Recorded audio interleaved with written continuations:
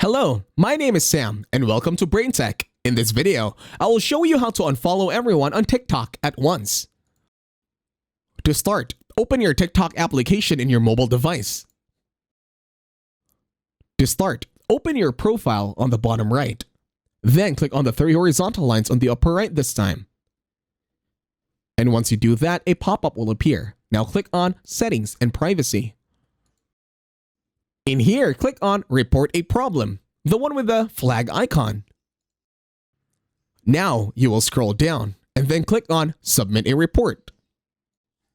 In here, you'll be explaining to TikTok your problem.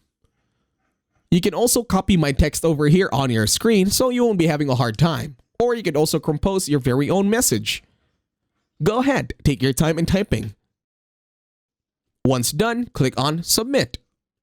And that's it. Thank you very much for watching. Please leave a like, share, and subscribe to the channel.